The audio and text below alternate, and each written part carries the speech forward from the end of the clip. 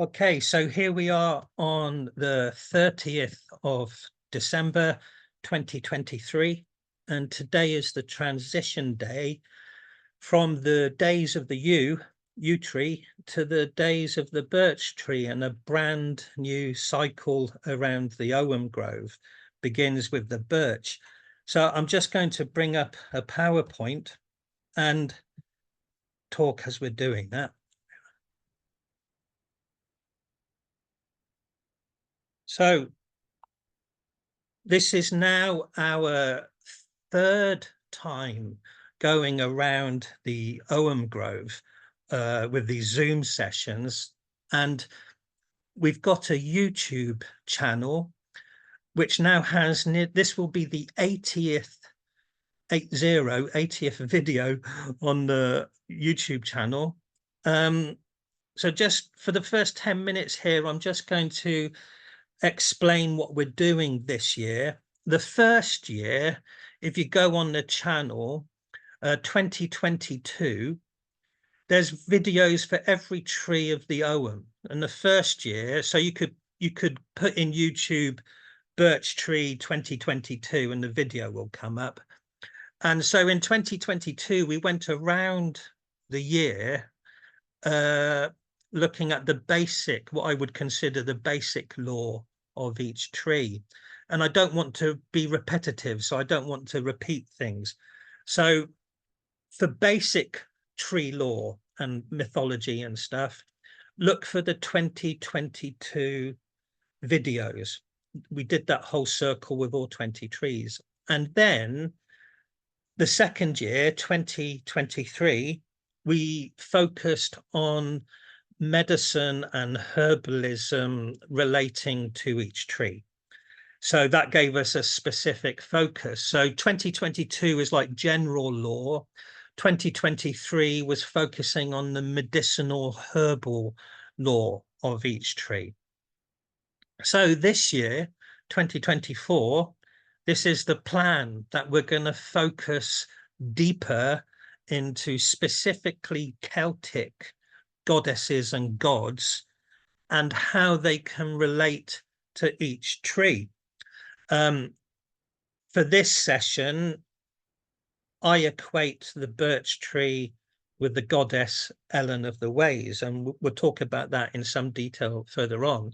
But I'm also keen to explore what other goddesses and gods may relate to each tree. So I don't want to create a dogma, but we can look at the various sources of information about the season, the stars, and the trees, and come up with other gods and goddesses. And the reason for that is that as you work with the Ogham esoterically, magically, in your inner world, your inner Ogham Grove, like an astral grove inside your psyche, each tree is also a representation of a god or goddess. So your grove of trees inside you is also a pantheon, and it's up to you and your psyche which god or goddess belongs to each tree. So I'm sharing my logic and why I see Elen of the Ways with the birch tree, but I'm very keen this year to explore deeper into other gods and goddesses and how they might relate. So we're global, of course, and there's people in Australia and America and so on, and I can't cover all of that. I don't have that knowledge. And it's going to be a huge endeavor just to look at the Celtic world, because the Celtic world is much bigger than people realize. So, sorry, back to this clip. On the YouTube channel, there's a video. This is the banner for it. It's an hour long, and I explain the Celtic gods and goddesses in more depth there. So you can go and look at that for an hour as a kind of homework, if you like, for the year ahead.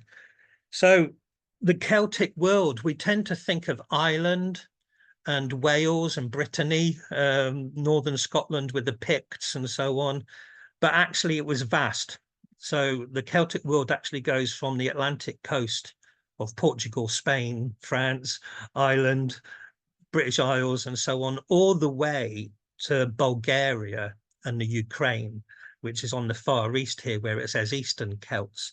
And that's really quite interesting. But it means that, you know, I've been interested in this stuff for years, but there's still so much I don't know. You know, I am guilty of focusing on Ireland and Wales, and I know very little about Belgium and the Ukraine, you know, but they are Celtic lands. And to explore the rich wealth of Celtic gods and goddesses and to find bits of the jigsaw puzzle throughout the Celtic world, that's the adventure ahead with this year. So, for instance, we've already glimpsed the Gundestrup Cauldron and some of its star lore. Now, the Gundestrup Cauldron is really important, has Celtic star lore in it, and it dates to about the 1st century BC, although the academics can't make up their minds. Some say 1st century AD, but it has specific star lore motifs, like this figure here of Canunus holds a torque and a serpent, and that corresponds with the stars at Samhain, where you've got Corona Borealis and the serpent's head. So it makes this depiction actually a Samhain scene of relating to the wild hunt. That's really interesting, but there's many other intrigues on the Gundestrup Cauldron. For instance, one of them is this. It's got elephants on it. Which seems bonkers, you know, but when you realize how vast Celtic Europe was, the elephants aren't so bonkers, you know. Although it was found in Denmark, the Gundestrup Cauldron, academics believe that the silver work is characteristic of Thracian, Thrace. Thrace is where it says Eastern Celts. Modern day Bulgaria is Thrace, and that's the style of metalwork on the Gundestrup Cauldron. So it's part of Celtic Europe, and somehow it ended up being buried in Denmark, even though it depicts elephants and hyenas, and it has artwork that relates to stories in the Mabinogion, the book of Welsh medieval tales. So it's just a glimpse of the many jigsaw puzzles that are waiting to be explored. So we've got 3 avenues that we can explore to make sense of Celtic gods and goddesses. The first one is archaeology. And although Celtic, strictly speaking, belongs to the Iron Age, we can incorporate Bronze Age history as well. Sites like Newgrange aligning with the winter solstice, they don't give us names of gods and goddesses, but they show us that the Bronze Age Irish people were focusing on the winter solstice, and they had symbols like the triple spiral and things like that, which was then inherited by the Celts of the Iron Age. And then all of that green area, as frustrating as it is, the Druids did not put anything down in writing. And apart from the odd silver cauldron, there's very little iconography of the Iron Age, but there's a wealth of what we call Romano-Celtic iconography. So Rome spread out and conquered all of Europe. That whole green area became Romanized. And as horrible as that is, it gave us Romano-Celtic iconography. And you've got to see that as a way of salvaging remnants of Celtic mystery. You know, figurines like Canunus and so on are from the Romano-Celtic times. So it's frustrating, but we have to look through Romanized culture to learn what we can of the Celtic world. And then there's the mythology, and the mythology wasn't written down until like the 9th century in Ireland, and then 10th, 11th century in Wales, and so on. And, you know, I'm aware of the Irish stories of Celtic mythology, and I'm aware of the Welsh and some Scottish stories of Irish mythology. But, you know, I know nothing, and I don't even know if there is anything written down about Belgium Celtic mythology, or Bulgarian Celtic mythology, or Portuguese Celtic mythology, you know. So maybe there is, and there isn't English translations, or maybe there isn't. I've no idea. So that's part of the exploration, is to see what was written down in Switzerland and Austria and Poland, because these were all Celtic lands as well. And actually, Ellen is going to give us some insight to that. Now, one thing I want to do too, that will work. Sorry. One thing I want to do with each Zoom session is to introduce a treasure from the ancient world that will help us understand mythology and star lore and so on. Now, this thing is from 1st century BC. It's Roman, and it depicts 12 gods and goddesses, 6 of each, I think, in a circle, and around the edge are the signs of the zodiac. You know, and this is kept in the Louvre Museum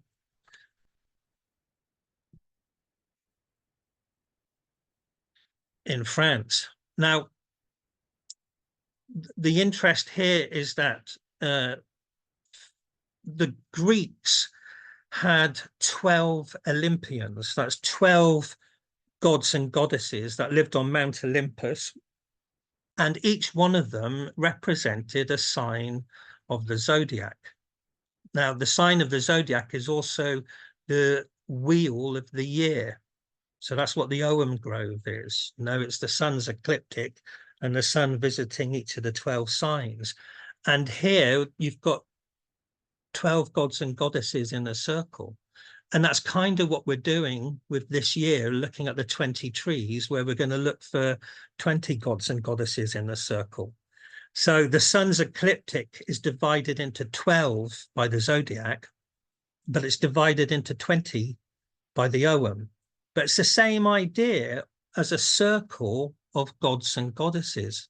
It's just traditionally the zodiac is 12. So it can also then give us something else to look at when we're contemplating each tree. And I'll come back to that.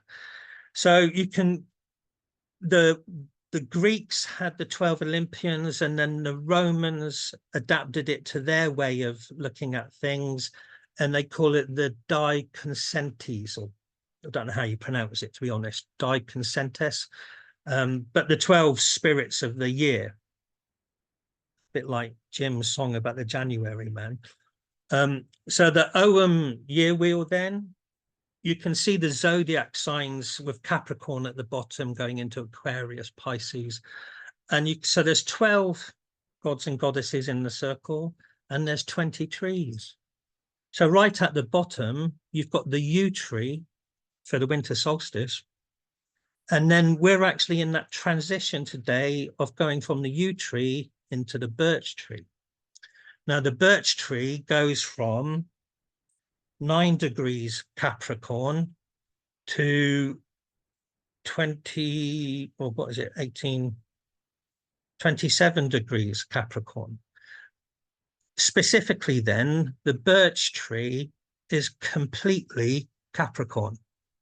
So then we can correspond that to the Greek and the Roman deity for Capricorn as a way of looking at understanding stuff in the year. And it's quite interesting what that leads to. So from looking at the Ogham Grove in previous years, one of the patterns that stood out at this time of year was that with the yew tree, you've got the rebirth of the sun at the winter solstice. And then Elen, as a goddess of the birch tree, the name Elen actually means a ray of sunlight. And then with the rowan tree, it's the goddess Brigid, and one of the main symbols is an eternal flame. So simplistically, as iconography had a rebirth of the sun, a ray of sunlight, and an eternal flame as a kind of story being told of that time of year.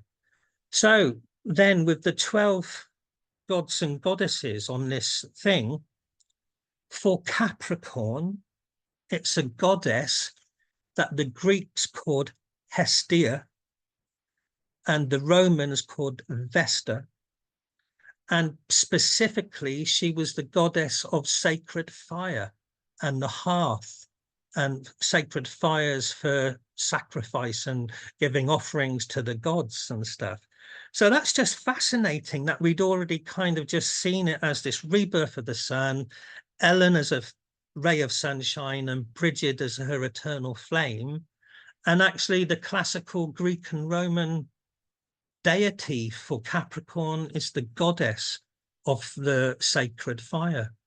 And really interesting that in a way, different cultures, but they're all singing the same song of that time of year, you know?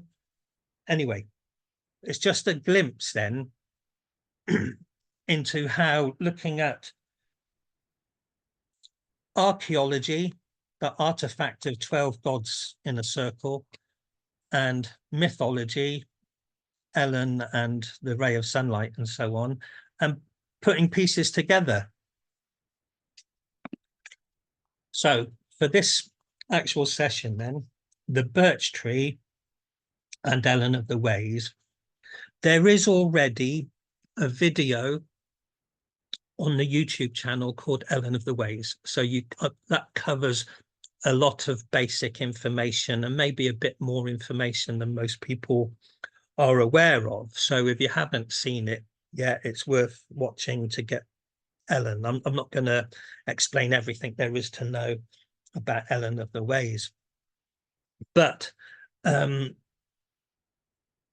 thing I would say is that if you go on Google these days, like Google Pictures, and you put Elen of the Ways and you see what pictures come up, hundreds of wonderful artwork by lots of different artists of Elen with antlers. Now, the thing is, there's no archaeology to say that Elen had antlers, and there's no story in the Mabinogion saying that she has antlers.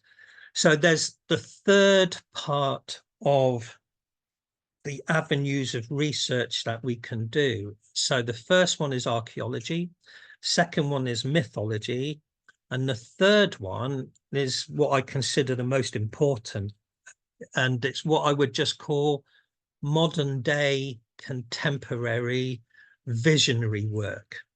Now, Elen of the Ways and with antlers came into fruition in the 1980s. You know, no one described her with antlers before the 1980s, and the epithet of the Ways came from the 1980s. And there's nothing wrong with that. It is very much the other world or the inner world pushing through to be heard, and various writers and poets and artists and musicians are picking up on it and bringing it forth into this world. So whilst I say some of it comes from the 1980s, then we can backstep and find archaeology and law that corroborates it, that validates that modern insight.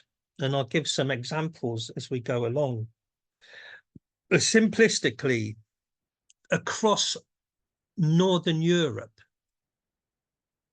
from the British Isles and Ireland all the way to Bulgaria and the Ukraine, there was the ancient goddess of the land who can just simply be seen as the deer goddess.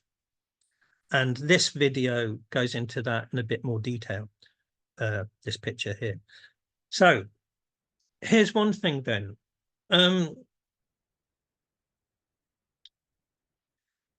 The pattern of this time of year, as we've already looked at, goes from the aspen tree and death to the yew tree and the winter solstice, and the birch tree, where we are today, and birth. So part of this time of year has this birthing quality, bringing souls into the world through the divine feminine. You know, it's always the mother that births. And this kind of idea has been around for a long time. This is a sculpture from 1910 called Magna Mater, meaning the Great Mother. And it shows children being born into the world down the left-hand side and adults going back to the other world after they die on the right-hand side. So this endless cycle of death and rebirth is acknowledged as a Celtic thing. Even Julius Caesar complained that the Celts believed in some form of reincarnation. So here's part of the big conundrum then. There are many Celtic gods and goddesses that we can prove existed with our archaeology, like Cernunnos, Rosmerta, Nemetona, and so on. But there are no written stories about those archaeological Celtic gods and goddesses. And equally, there's plenty of medieval stories about Celtic gods and goddesses like Rhiannon and Bran and Morrigan and so on, and no archaeology to support them. It's like a conundrum. That's why I was saying there's three avenues. There's archaeology and the Celtic gods and goddesses, and then there's the stories, mythology of Celtic gods and goddesses, and they're like two different books entirely, two different songbooks, yet somehow they belong together. But trying to find the links between them is difficult. And then there's the modern day learning and vision work and making sense of it all in the modern era. We don't have to do it exactly how it was written down by Christian scribes in the medieval day. The Christian scribes turned gods and goddesses into human beings, that they were just culture heroes, not deities. Or the church turned them into saints, like Saint Bridget, rather than the goddess Bridget, things like that. So that's part of the rework, the relearning, the remaking sense. So here's a thing then. On the left, on here is a wonderful carving of a Sheela Na Gig. And she's from Ireland, and she's showing her private parts. She's showing the part that would give birth, just like the birch tree. You know, the birch tree is the birthing tree. Now, here's a thing then. There are over 100 depictions of Sheela Na Gig in Ireland, and there isn't a single story about her. So there's the discrepancy between archaeology and the medieval stories that were written down by Christian scribes. So what do you do about that? There's nothing to read about Sheela Na Gig, but she is there. She's a powerful presence in the land. Now, here's a thing then. This is modern day visionary insights. In Northern Ireland in particular, there are many place names that when translated into English are basically called maves Maeve or Mab, Queen of the Fairies or whatever, Medb, Maeve's vulva. That the actual place name is Maeve's vulva or Mab's vulva.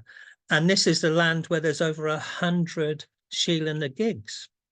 It's very interesting, you know, and most of these vulvas of the fairy queen are springs, you know, they're trickles of water or holy wells. Now, I haven't investigated it, it's just an idea, but I wouldn't be surprised if, you know, most of these Sheela Na Gigs are in churches and churchyards, and I wouldn't be surprised if they're near springs and holy wells, and that there's a direct relationship between Maeve's vulva and Sheela Na Gig. You know, people settled at the sources of fresh drinking water. It's life-giving water. And so then, as we already know that the landscape vulvas are Maeve. Maeve is the sovereignty goddess of Ireland, you know, so it's, and her name means honey or like honey, you know, or mead, the honey drink and stuff. So she says the intoxicating one who tastes like honey. But so it's not just, it's specifically the goddess of the land, the goddess of sovereignty, that is holding herself open and making the land moist and giving life-giving waters to people. But you won't read about that in any book. That's archaeology and looking at place names and understanding that there is some stories about Maeve marrying the High King of Ireland at the Hill of Tara. So there's stories about Maeve, but not about Maeve's vulvas and the Sheela Na Gigs. So these are the jigsaw puzzles you have to put together. Now, Elen of the Ways is a sovereignty goddess. You know, she's about the light of the land, the spirit of the land, personification of the land, and so is Maeve. You know, and when you go back to Hestia, Vesta, the goddess of Capricorn time of year, the goddess of the sacred fires in Greece, if there was a new territory that was going to be turned into a settlement or a village or a town, they would take a fire from the sacred fire of Hestia in Greece, and they would carry that fire to the new location where there was going to be a settlement. That actually the fire of Hestia was used to create a new land. And that's what Elen does. Elen and her law is about walking into virgin landscape, brand new landscapes, brand new beginnings. That's all of the law of Elen. That originally Northern Europe was ice and snow, and then when the ice and snow melted, the birch trees were the pioneer trees, and the reindeer followed the birch trees and the fly agaric mushrooms, and then human beings were able to spread to where the birch trees were. So it has all of that new landscape law to do with it. And that's kind of there, similar with Sheela Na Gig and Maeve, a depiction of Hestia and her sacred fires. So looking at old words too then. So in Welsh, Elen means a shining light. And in Irish, Eileen means a shining light. And French, Elaine is a shining light. And in Greece, Elen is a ray of sunlight. So that's the kind of evidence of Elen being solar, or sacred fires, or golden light, or the light of the land. And back in the 1980s, when the first artist to do it, I believe, was Cheska Potter, to give a female figure antlers. And she got criticized at the time that, that's nonsense. That's just neo-paganism. There's no such thing as a goddess with antlers. And she was right, and the critics were wrong. These figurines are from 3rd century Gaul. So there are depictions of women with antlers. And then that leads on to other research, like the only deer in which the females have antlers, the only species of deer is the reindeer. The female reindeer have antlers. So it would specifically refer to reindeer as opposed to other types of deer. And that goes way back to old Northern European law. But equally, the stag and the antlers represent the wintertime. So if she's not specifically representing reindeer, she's wearing the headdress of the winter time, the Capricorn time. And the one on the right is holding in her arm a cornucopia, which is the horn of plenty, which is actually the horn of Capricorn. Capricorn means horn of plenty. So how you can translate it how you want. It can be a reindeer goddess, or it can be a priestess or shaman woman wearing the antlers of the wintertime. And Capricorn is the wintertime. Winter solstice is when the sun enters Capricorn. But here's a thing then. In different countries, Elen means deer. That's what the word means. So it can mean ray of sunlight, but further across the wider expanse of Celtic Europe, it means deer. So even Bulgaria, which is Thrace is the style of silverwork of the Gunderstrup cauldron. So the Celts, the Eastern Celts that made the Gunderstrup cauldron, their word for deer was Elen. That's what they called deer, and you can see the rest, Macedonia and Serbian and Croatia. And then there's variations. So like in Czech and Polish, it's Jelen, but still means deer. And in Russia, it's Olen. So it's the same thing. If there's a goddess with antlers, she's a deer goddess. She's an Elen. That then, once you've got those ideas in your head of a kind of deer goddess, you can go back and look at Irish law. And there is a story relating to the adventures of Finn McCool, who's a wild hunt culture hero god. And the love of his life was called Scythe. You wouldn't know it to look at it, but that's how you pronounce this name, Scythe. And Scythe was a fairy spirit of nature that was turned into a deer. And Finn McCool, and she becomes the story says that a bad druid had turned her into a deer, and when she met Finn McCool, the magic spell was broken, and so they became husband and wife. And then she got pregnant, and she's out one day, and the bad druid turns her into a deer again, and she's taken away, and Finn McCool loses the love of his life. He can't find her. Many years later, he finds a little boy, and he recognizes in the boy his own features and the features of his fairy love, and he realizes that the boy is their child. So he doesn't find his fairy love, but he takes the boy home, and the boy becomes a famous Irish poet called Oisin. And Oisin is like the Irish equivalent of Taliesin. Oisin writes all the stories about Finn McCool and the Fianna and so on. Now, Oisin means little deer.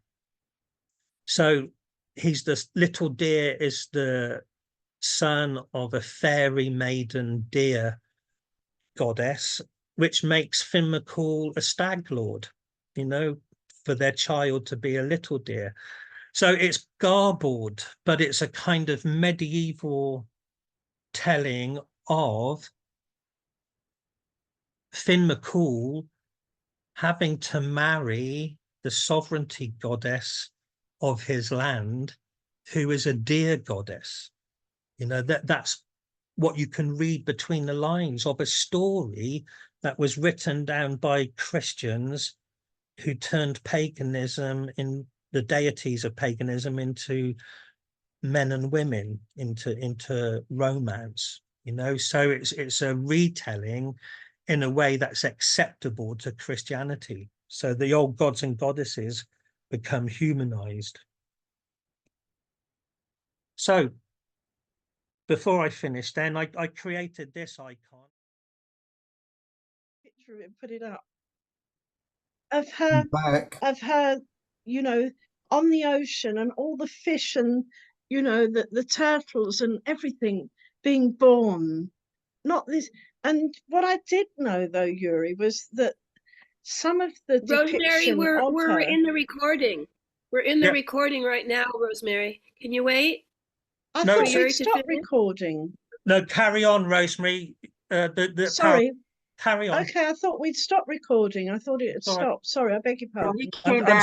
I'm still recording. So basically, part of Sheela Na Gig, Yuri, was used. The depiction, the church was saying that it was sort of the sins of the flesh, you know, which of course they weren't allowed to have. So, but I think of Sheela Na Gig as a very beautiful energy of giving birth to life, you know, so it fits anyway.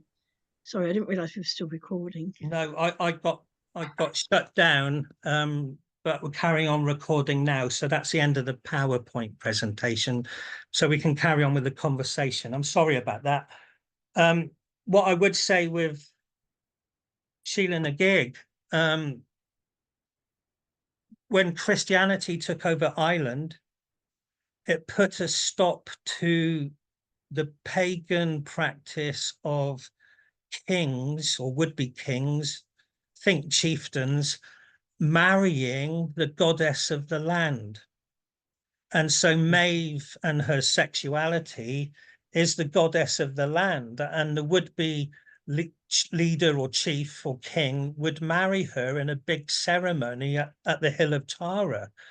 So all of that came to an end with Christianity. So from that moment onwards, the divine feminine of the spirits of nature and the other world was divorced from any union or alchemical marriage with the people.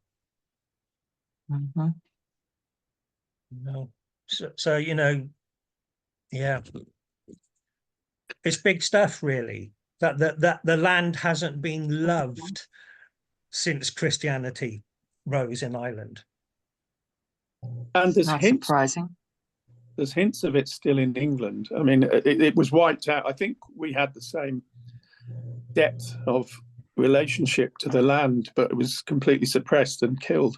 But what's interesting in the Sheela Na Gig sense, I mean, that is that wonderful sort of expression of life, of giving forth, of life emerging.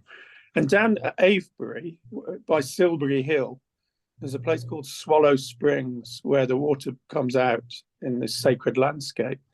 And there is a relationship attributed to the name of the river there, which is the River Kennet, which, if you think about it, relates to the female. I mean, there's a theory that it relates to a term that we use now as a swear word, but these were sacred words once.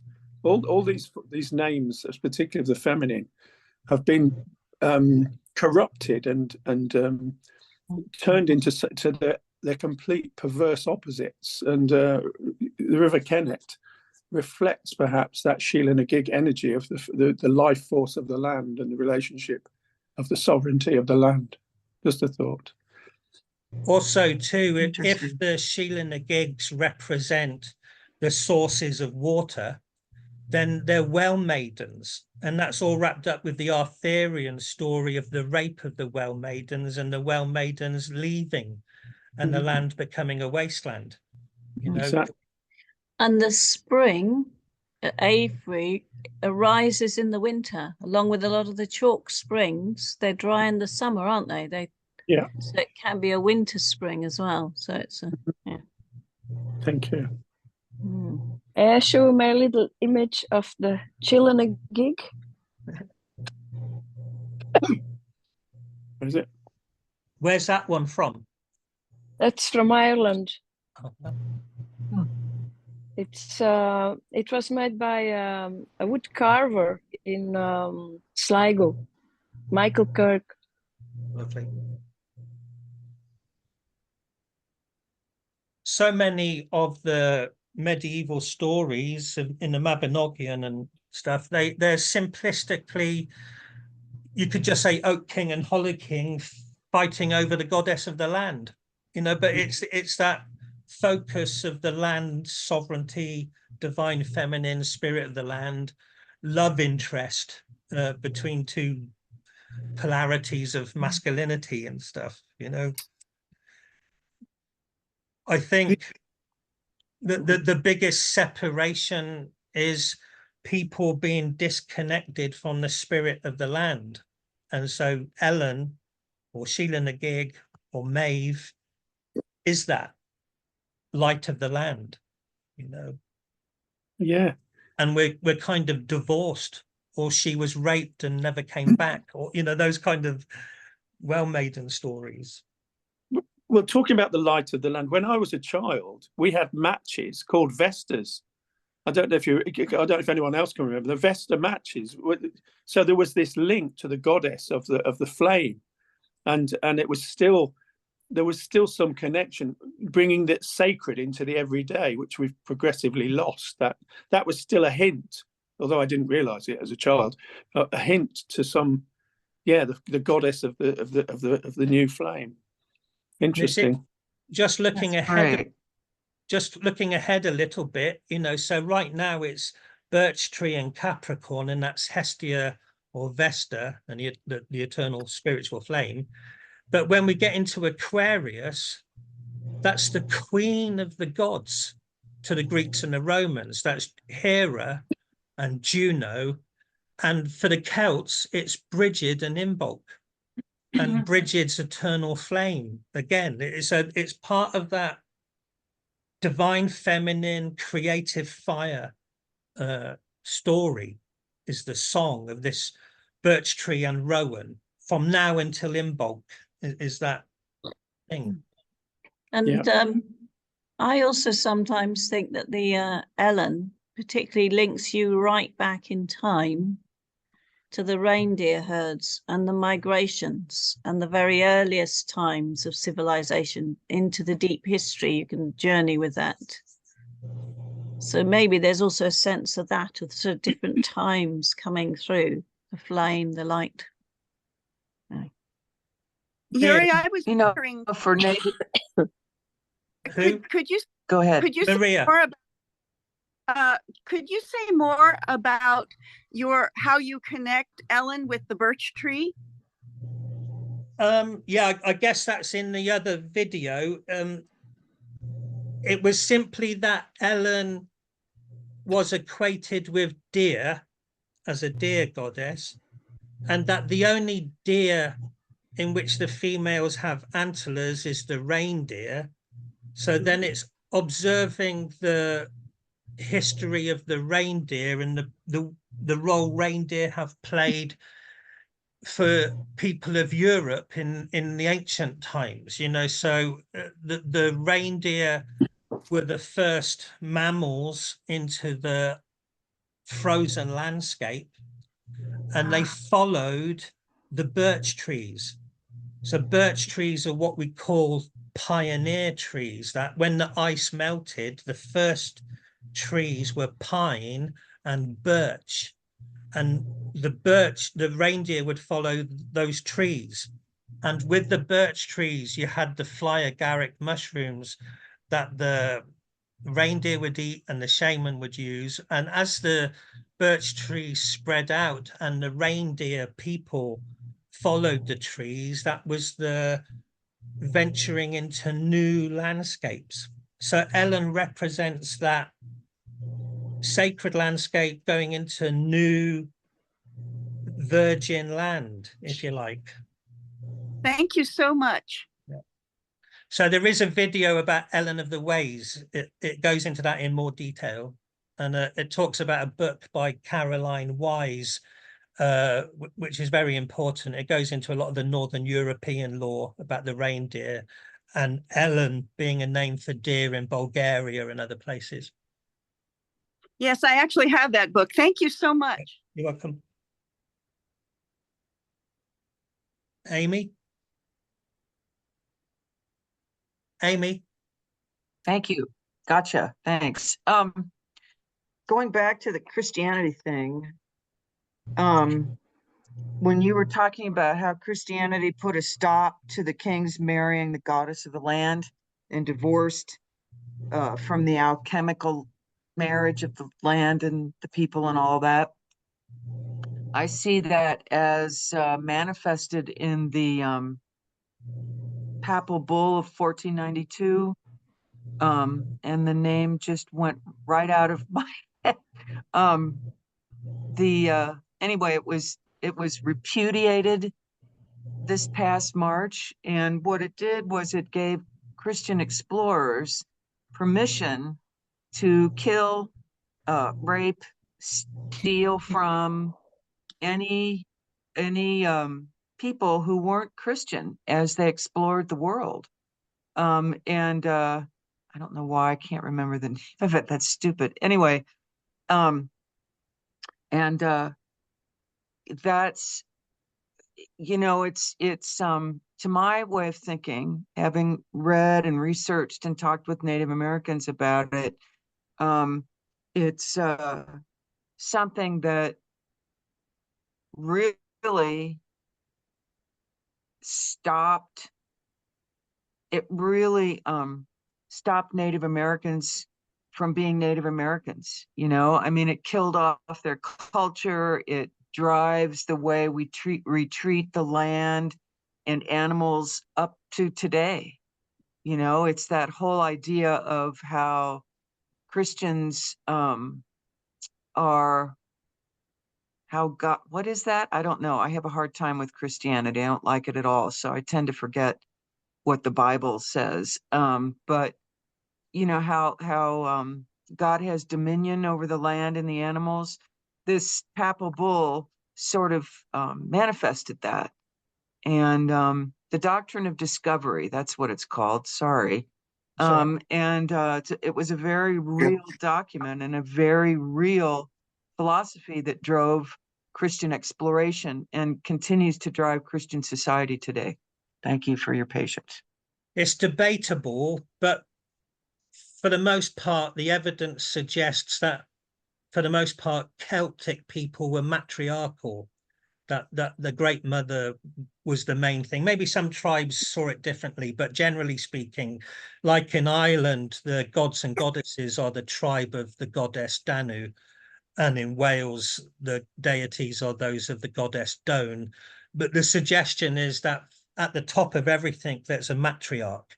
And that doesn't sit well with patriarchy, you know. So the chief man, the king, for want of a better word, you know, if they're not married to the land, then the people aren't in union with the divine feminine of the land. So you've actually divorced them from the spirits of the land and the fairy queen and all of that kind of thing, that you have just divorced them from the spirits of nature and pushed them into the church. And then gods and goddesses, they're either erased completely or they're turned into saints. Like Ellen in the Mabinogion, predominantly the story anchors her at Carnarvon, and there is a Saint Helen of Carnarvon, you know, and it's obviously Ellen of the Mabinogion. So just as the goddess Bridget became Saint Bridget of Kildare and her eternal flame, very interesting. So some goddesses are turned into saints or they're demonized. So like in the Arthurian stories, Arthur, when he's taken to Avalon, he's taken to the Lady Morgan, and she's going to heal him of his eternal wounds. And meanwhile, he'll just rest in Avalon. Now, that's written at the time when the Cathars were being massacred by the Catholic Church. You know, so Glastonbury Abbey comes up with King Arthur's grave, which means that Arthur isn't in Avalon. He's here in Somerset, and there isn't a Lady Morgan looking after him. Now, only Jesus was meant to survive death and come back as a second coming. But the legend of Arthur in Avalon is the once and future king that he'll one day return when the land needs him. You know, so this Lady Morgan, who could be Morrigan, great queen, becomes demonized as Morgan Le Fay, the arch nemesis of Camelot and the destruction of Arthur and Merlin's realm. So it's just an example of how the divine feminine gets shape-shifted or demonized, like the Mary Magdalene being a prostitute or something, you know, that it has to be degraded. In under patriarchy, it must be degraded. But there's lots of wells, sacred waters in Britain, that are St. Helen's wells, you know, and possibly they're related to Ellen, just as much as Bridie's wells are the goddess Bridget. That's my rant over. That's great. This is kind of what this year's for, is exploring all of that, really. And so as much as we can look at archaeology, we can relook the mythologies in the Mabinogion and what's represented as a human culture hero. Is it a deity, really? You know, and understanding how it might relate to iconography in Europe on the Gunderstrup Cauldron and elsewhere. Talking of iconography, behind you, the picture that you have behind you reminded me of something that I wanted to mention. I don't know if anybody else noticed that the silver birch held on to their leaves for a long time this year, and they were very yellow. Mm. They were like, you noticed that, Jim, you're nodding. But I noticed that wherever I went, and they've planted quite a few birch trees in some of the, you know, the suburban roads where I live. And they all had these, it was like going up a golden avenue, driving up the road with all these beautiful, and seeing you sitting in front of that, you know, can see the antlers coming out of your head, Yuri. Then either side, you've got these golden leaves. Yeah. You've got the golden leaves coming down. I just wanted to share that. But I see Jim's nodding, so he obviously noticed it. Yeah. Yeah, I mean, we walk every day, and things like that stand out. We definitely notice that. Yeah, Yuri, sorry, go on. Go on, JJ. This one is of interest. It's Celtic shamanism. It's Celtic gods and goddesses in the Alps, in the Austrian Alps. My mother was from Tyrol, so that's why I've got it. But you're talking about these practices, they spill out across. Yeah, we focus on those of these lands naturally, but there is a lot of similarity, a lot of paganism in what is a very Catholic, traditionally a very Catholic land. But there are all sorts of rituals and relationship to the land, honouring of the land in a deep and profound way, which really struck me as a child when I went over there. Theoretically, so-called Celtic culture starts at the Hallstatt culture, which is roughly Germany area. And from there, it spreads east and west to Bulgaria and Ireland and Portugal and stuff. But that's archaeologically, Celtic culture starts in Middle Europe and spreads outwards. But so that's interesting that places like Poland and Bulgaria called dear Ellen, and then, you know, the sovereignty goddess of Wales is called Ellen. You know, it's interesting that, you know, but that story of Ellen in the Mabinogion, again, it's 12th century by Christian scribes, and so it's been retold with Chinese whispers, hasn't it, and altered. Yeah, is Helen meaning Ellen? So a church that says Helen, Does that possibly mean it's water of Ellen or Bridget? Yeah, it's very possible. I would say that both Bridget and Ellen are sovereignty goddesses. And in different areas, there's going to be regional dialects. So whether you say Ellen or Helen is a regional dialect difference. But it could also be that the local Christians have turned her into a human being as Saint Helen. That's interesting because on the in Whaley or Worley, where the omphaluses, obviously with Gary Bincliffe's work, if you go to Clitheroe, Pendle Hill, the next village up is called Waddington, and it's voted often the nicest decorative village in Britain. But the church there is called St. Helen, and that's where Ellen runs through Waddington, through St. Helen, and all the way up to Slaburn Slaburn, but I think it's Newton. And so I always kept thinking, what is Helen to do with Ellen, seeing that it runs through there? But obviously you've just said, so there could be a well there as well. Could be a underwater well or something. So Ellen can be Helen, can be Bridget, yeah. A friend of mine told me years ago that Ellen was sunlight reflected on water. And that stayed with me. And it was only later that I found out that Ellen can mean a ray of sunshine. But that's why I say light of the land, or it's that nothing's brighter than sunlight reflected on water. It's sort of thing. It's very feminine fire, if you like. Yeah. And it's like the sunlight and the moonlight as well. The moonlight on water can be quite powerful, actually. The moonlight at night on water, I think, is quite phenomenal, actually. When it's hitting the water, it's in its element. It's kind of really beautiful with the moonlight. And then and when you were talking about Sheela Na Gig, when I look at the shape of that, if you look at the shape rather than it being a hollow and you see it as a form, it's an almond shape. So that would be the pituitary, would it? The meditative third eye, the almond shape. So as below, and whenever I look at Sheela, I just see stars. I just see stars inside that shape.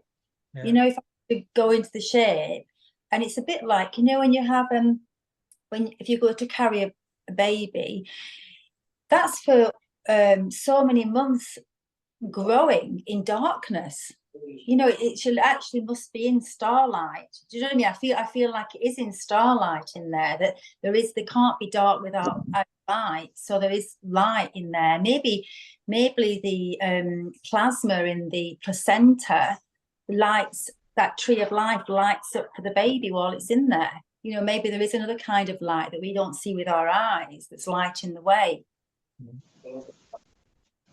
Inside Sheela, we kind of look at it from our 20th century vision, but actually we're looking at it from our 20th century vision rather than, which can be quite a closed vision because of our programming. We're not saying everybody's like that, but rather from a different kind of perspective. Well, it's all those things, the vulva is where we all come from. Isn't it? And for matriarchal Celts, it's not just a sexual image, and also if it relates to the springs of water, it's where tribes will settle. It's the life-giving waters. You need that to have a settlement.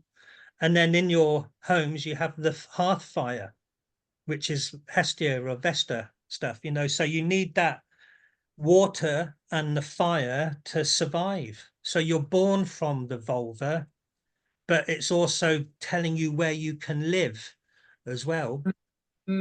Right. Still don't buy them. Found the volume.